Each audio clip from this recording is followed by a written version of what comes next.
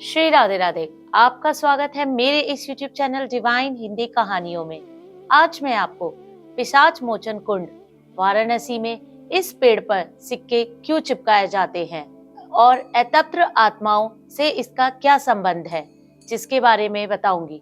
अगर आपको मेरी ये जानकारी पसंद आए तो मेरे इस चैनल को लाइक, सब्सक्राइब तथा शेयर करना ना भूलें।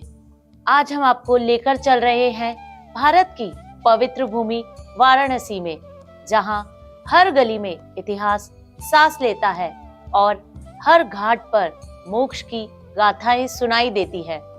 इसी पावन नगरी में स्थित एक रहस्यमयी और चमत्कारी स्थान है पिशाच मोचन कुंड। कहते हैं यहाँ स्नान और पूजा करने से पिशाच योनि से मुक्ति मिलती है और आत्माओं को शांति प्राप्त होती है। लेकिन आखिर क्या है इस कुंड का रहस्य? क्यों इसका नाम पिशाच मोचन पड़ा? वाराणसी विश्व के नाथ की नगरी त्रिशूल पर बसी है। यहाँ निर्धन हो या धनवान, सहायक हो या असहाय, या दुनिया के हर कोने से त्यागा हुआ, मोक्ष नगरी में सभी को न केवल आश्रय बल्कि मोक्ष भी मिलता है। काशी में एक से बढ़कर एक मंदिर और धार्मिक स्थल है, जिसकी अपनी एक अलग ही कथा है।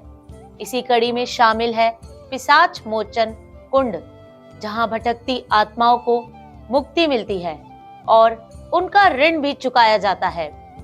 गीता में श्री कृष्ण बताते हैं कि आत्मा अजर है, अमर है, लेकिन अकाल मृत्यु होने वाले इंसान की आत्मा वर्षों तक भटकती रहती है। काशी में भटकती आत्माओं को मोक्ष मिलता है।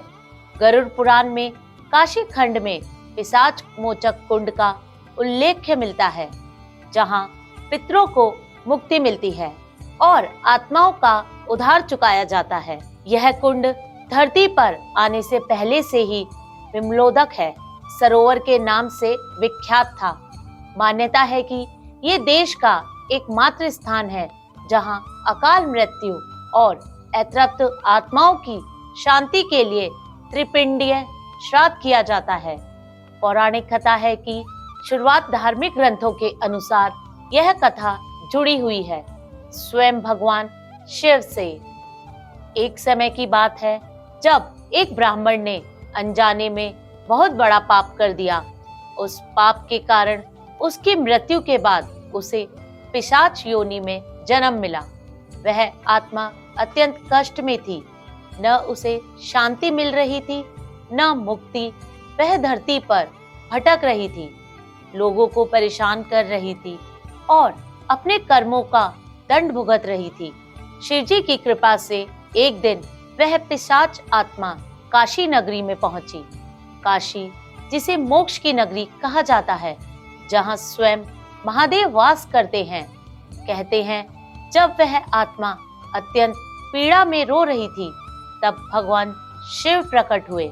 उन्होंने उस आत्मा पर दया की और उसे एक पवित्र कुंड में स्नान करने का आदेश दिया। जैसे ही उस आत्मा ने उस जल में स्नान किया, उसका पिशाच रूप समाप्त हो गया। उसे तुरंत मोक्ष की प्राप्ति हुई। तभी से उस स्थान का नाम पड़ा पिशाच मोचन कुंड, अर्थात पिशाच योनि से मोचन कराने वाला स्थान। पिशाच मोचन कुंड पर कर्म कांड के अजीब गरीब विधान श्रद्धालुओं के लिए आश्चर्य से कम नहीं है। पिशाच मोचन कुंड के पास पीपल के पेड़ की मान्यता साक्षी है। पेड़ में ठोके गए सिक्के असंख्य सिक्कों और कील किसी न किसी अतृप्त आत्मा का ठिकाना है। देश का इकलौता शहर जहां अकाल मृत्यु और अतृप्त आत्माओं की शांति के लिए त्रिपिंडी श्राद्ध होता है। पीपल के पेड़ पर सिक्कों का रखकर पितरों का उद्धार चुकाया जाता है। पिशाच मोचन कुंड पर कर्मकांड के अजीब गरीब विधान श्रद्धालुओं के लिए आश्चर्य से कम नहीं। पिशाच मोचन कुंड का पीपल का पेड़ मान्यता साक्षी है। पेड़ पर ठोके गए असंख्य सिक्के और कील किसी न किसी अतृप्त आत्मा का ठिकाना है। पीपल के पेड़ पर मृत व्यक्ति की तस्वीर और किसी न किसी प्रतीक का चिन्ह को भी लगाया जाता है। अकाल मृत्यु से मरने वालों के लिए पिशाच मोचन कुंड, पिशाच मोचन पर ही मुक्ति का द्वार खुलता है। यहाँ देश विदेशों से लोग अपने पितरों का तर्पण करने के लिए आते हैं, ताकि पितर सभी बाधाओं से मुक्त होकर मोक्ष को प्राप्त कर सके और यजमान भी पितृ ऋण से मुक्त हो सके। तीर्थ पुरोहित दीपक पांडे ने बताया कि पेड़ में सिक्कों या कील गड़ने का विधान 12 महीने का होता है, लेकिन पितृपक्ष के 15 दिन बेहद खास माने जाते हैं। ये पितृपक्ष लोक में रहने वाले पितरों और प्रेत योनि में भटकती आत्माओं का मुक्ति का द्वार माना गया है। गया में पितरों का श्राद्ध होता है, लेकिन पिशाच मोचन में पितरों के अलावा घात प्रतिघात और अकाल मृत्यु से मारे गए ज्ञात अज्ञात आत्माओं के लिए त्रिपिंडी श्राद्ध होता है। इस पक्ष में किया गया श्राद्ध आत्माओं को मोक्ष दिलाता है। गरुड़ पुराण में भी पिशाच मोचन कुंड का वर्णन मिलता है।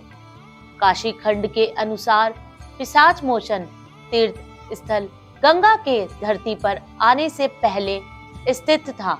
कुंड के किनारे बैठकर अकाल मृत्यु के शिकार हुए पितर के लिए सभी श्राद्ध कर्म करने से उन्हें प्रेत योनि से मुक्ति मिलती है। तीर्थ पुरोहित अजय पांडे ने बताया कि ये कुंड अनादिकाल से पिशाच मोचन में स्थित है। तब इसे विमलोदक सरोवर के नाम से जाना जाता था। पुष्कर के रहने वाले ब्राह्मण की अकाल मौत हो गई और वह पिशाच योनि में भटकते हुए विमलोदक सरोवर तक पहुंच गए।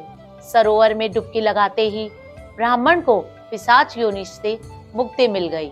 पिशाच मोचन पर ही अश्वदान की परंपरा काशी विद्वत कर्मकांड परिषद के राष्ट्रीय अध्यक्ष आचार्य अशोक द्विवेदी का कहना है कि काशी को प्रथम पिंड कहते हैं, इसलिए सबसे पहले लोग काशी में पिशाच मोचन कुंड पर आकर पिंडदान करते हैं। उसके बाद गया और फिर अंत में केदारनाथ जाते हैं।